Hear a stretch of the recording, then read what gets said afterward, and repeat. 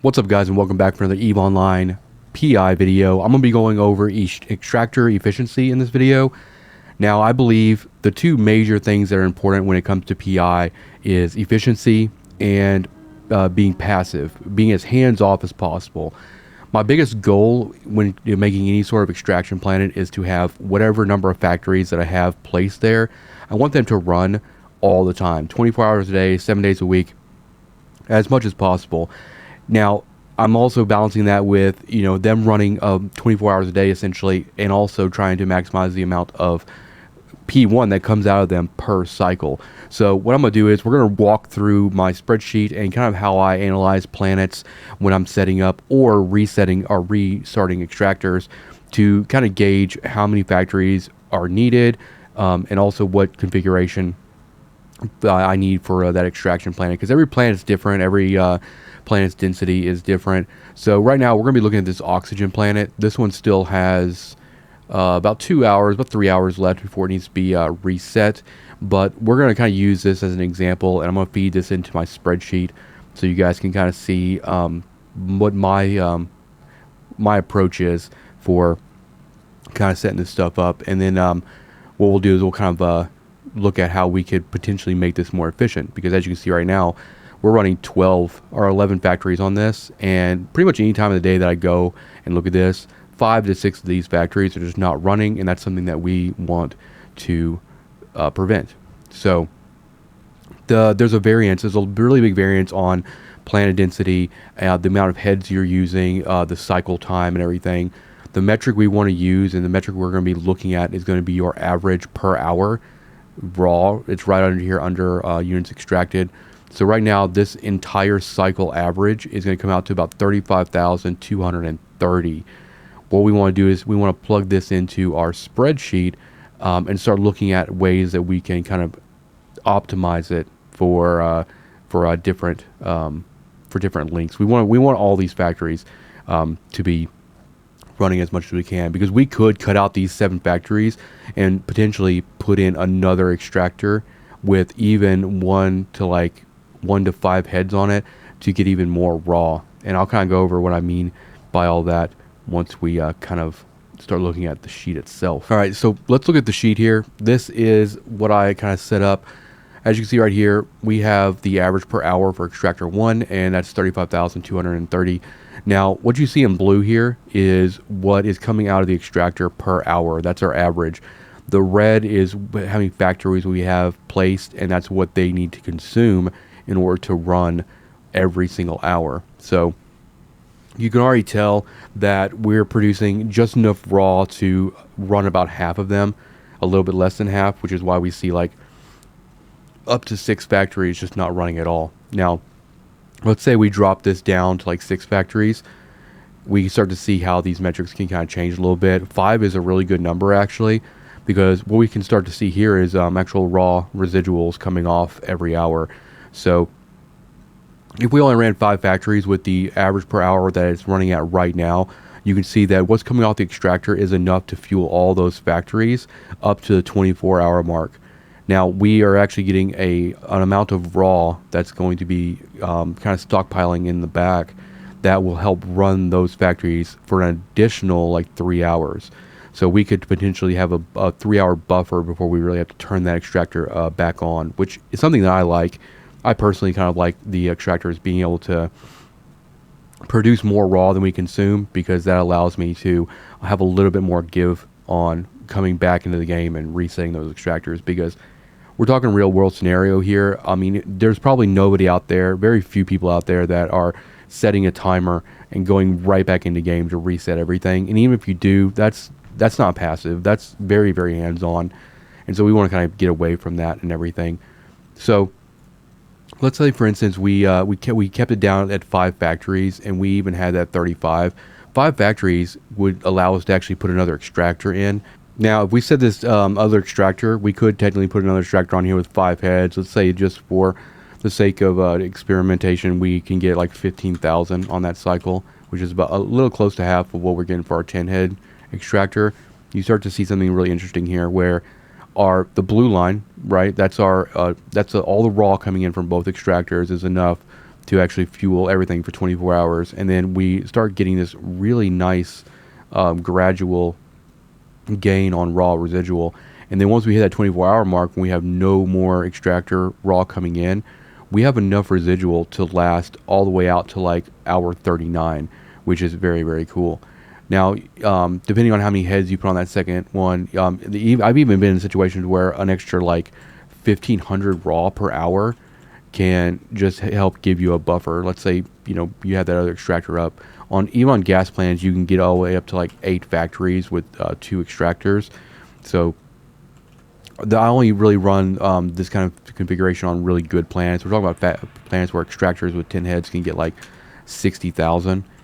That's why you'd want to like run like 8 or something like that, and then you could also run a few more. Like this, one planet I've got is running like 25 on the second, 25,000 on the second, and so now you can see I can come in every 24 hours or so and reset the extractor, but I have a crazy amount of raw residual to allow me a really good buffer time.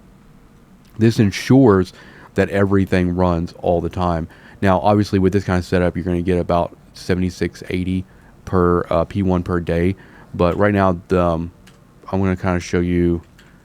So, like right now, we have the gas plant we're looking at right now. What is that? 35,230 is what it's running.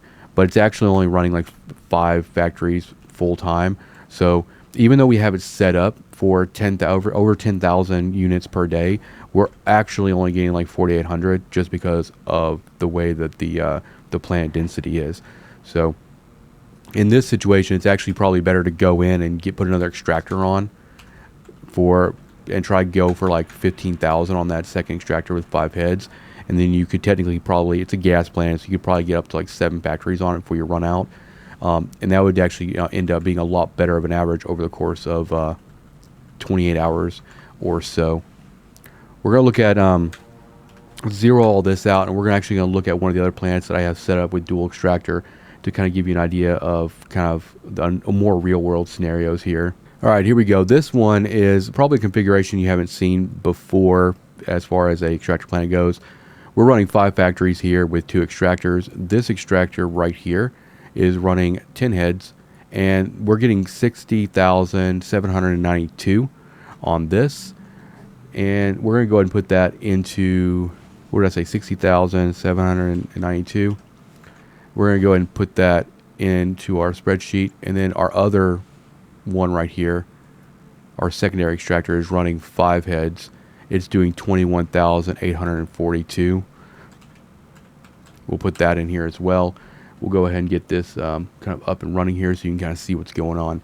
Now, you can see here that we haven't put our factories in yet, but we start to get a crazy amount of raw built up. Now we're going to put the 5 factories in here, and we start to see, if I decided just to not refresh this at the 24-hour mark, this planet would continue to run 24 hours on those 5 factories for a while, over a whole other day, probably day and a half on this, which is really good. Now we could probably actually drop these 5 heads down to probably like 3, because every 2 heads you take off of an extractor, you essentially get 1 more factory. So we could probably come down to like 15,000 on this planet and probably go up to 6 factories and be just fine. This is kind of like the formation that I like to see on a 24-hour cycle with raw residual being used. I want to be able to produce enough raw residuals to run an additional day beyond the extractor. Now, if you come in here after the 24-hour mark and you start it over, then you're just going to keep building up a lot. Now, what's the benefit of actually having a lot of raw residual and not actually resetting that extractor every time it expires? Well, you let the planet kind of recover a little bit. If you're able to actually keep your factories running for a whole additional day without actually starting extraction again, you the chances of that heat map, that density to come back to where your installations are, it just is further increased, right? Because you're putting less strain on that planet. So this is kind of like the configuration I like. Whenever I'm setting up an extractor, I try to hit 60,000 on just one extractor with 10 heads, because that means you're going to do about 1 million, and that is technically enough to run 10 planets, right? Once you go to an 11, you can start to see the efficiency drop quite a bit. You can go up to 12 planets with a 10 head extractor on most radiuses. But then again, if you drop that to 9, then you can start to see where you gain like a 2.5 hour buffer or so to allow your factories to run before you kind of get back to them and allow them to kind of start up again. But then every hour, every factory that you drop from that, you kind of extend that buffer out even more. Once I hit 5, that allows me to I can automatically get another extractor on there with 5 heads, and it just goes crazy from there. Because a lot of the times, if I'm really kind of like wanting to produce a lot of stuff and they're really bad density planets, I want to set up like this because it allows me to go off and do other things, go do some PvP, go do absolutely anything else in the game. And even though the extractors are expired, that doesn't mean we're not still producing at the most efficient rate possible for the factories that we have in play.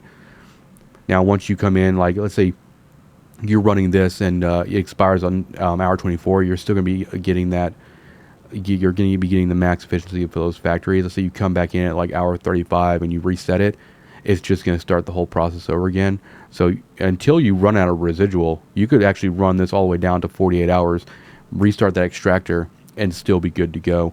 This setup really does promote being able to just run stuff all the time, which is something that I absolutely enjoy. And that's kind of how this planet is set up, and for that very reason. I wanted to just kind of go over kind of what I do when I'm thinking about whenever I'm resetting these. And this one expires, or both these expire pretty soon, in about 3 hours. So when these do expire, I'll come back in and I'll look at the heat map again. I'll look at the density, and then I'll look at that average per hour. I'll plug that all into that spreadsheet that I've got. I'll look at kind of what my buffer time is, and if I need to drop some heads on this other extractor to maybe put more factories in. This planet's probably going to have. That's probably going to happen with this planet. I can actually technically run this planet with probably one extractor because it has such a high density.